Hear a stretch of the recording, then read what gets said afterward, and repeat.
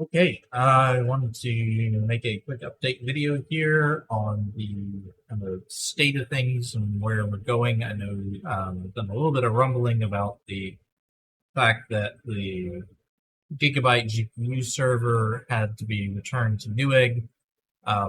Still really bummed about that. I felt like I was really close to having stuff the way I wanted it. Everything was kind of working. I had some really cool ideas to do with the water cooling and, was in general pretty stoked about it. And then, hearing that they said, going to take half a year to troubleshoot the problem with no guarantee that they could fix it. And I would have to have it,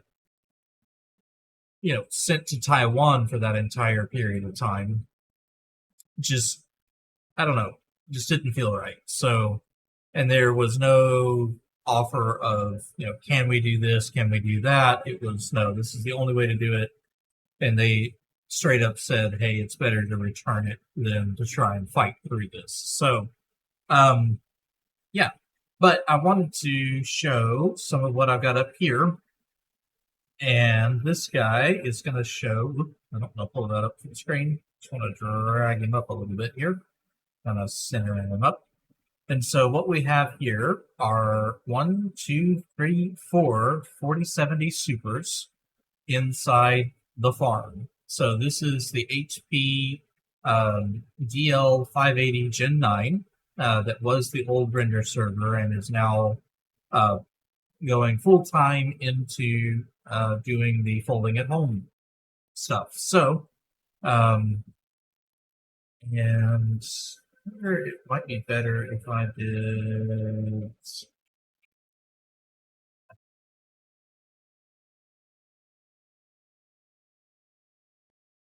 pull this up and kind of magnify this area a little bit here. Laggy. All right, but we've got the GPUs. As you can see here, the first one's running pretty cool with a hotspot at 66 degrees. The second one, a little bit less so at a hotspot of 91 degrees. And then we come down here to the one that's really sandwiched in the middle. And that guy has a hotspot of 101 degrees. This is all with everyone running at 100% fan. And the HP server is pushing about 50% fan speed going through the entire system. And so, yeah, those are the general fan speeds of what we're working with. Let's see if I can close this down. I don't remember where it went. Ah, there it is. Stop that. There we go. And I know this is kind of a dense visual, but the main thing is that temperatures are kind of stabilized now. When I first put them in, they were so close together that they were stopping their fans altogether. What's pretty interesting is that the server is pushing enough air through there that you almost don't need the fans.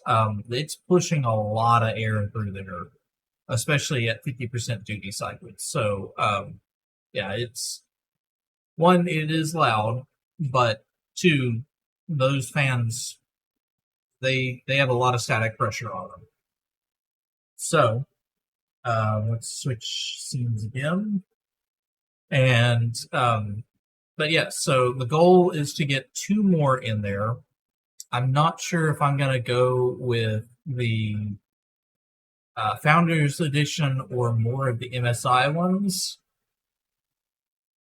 They have pros and cons to both. The MSI ones are 2 slot, but it's a tight 2 slots. And I think the Founders Edition might have a better error profile than the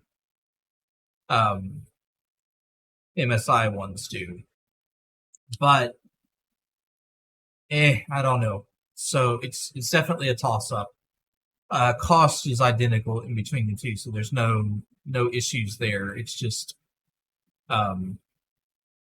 pulling the right, getting the right pieces and parts. So, and yeah, that would get the server pretty much running full tilt. Let me grab, and so these are really pushing, a lot of computational grunt per watt. So each of these guys pulls, roughly 170 watts a piece. The base system for the HP ProLiant is not very efficient. It's an older generation, much older lithography and all of that. So it is not as efficient as it could be, but it's a solid platform. So not really thinking of changing anything there. This is what this platform was designed to do. And so I'm glad to see it kind of stretching its legs and really buckling down and doing this type of work. So yeah, I think that's, I pulled that information up and didn't actually show that to you, I don't think. Let me do that again. Sorry.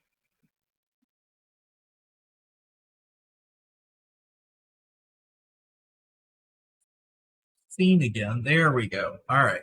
So here is the power over time graph. This is the much larger one. You can see as we're spinning everything up, we're getting 1344, a very brief peak at 1390, so right at that 1400 watt range, but really settling back down towards, high 12s, low 13s. Yeah, and the other thing that this tells you is that this is using, roughly 4,000 BTU an hour, which is a good amount of heat. The air conditioning system is running pretty smoothly right now. I finally figured out what was wrong with the air conditioning system, and I may make a separate video on that altogether. But suffice to say, the air conditioning system has been sorted. It's not a great solution, but the manufacturer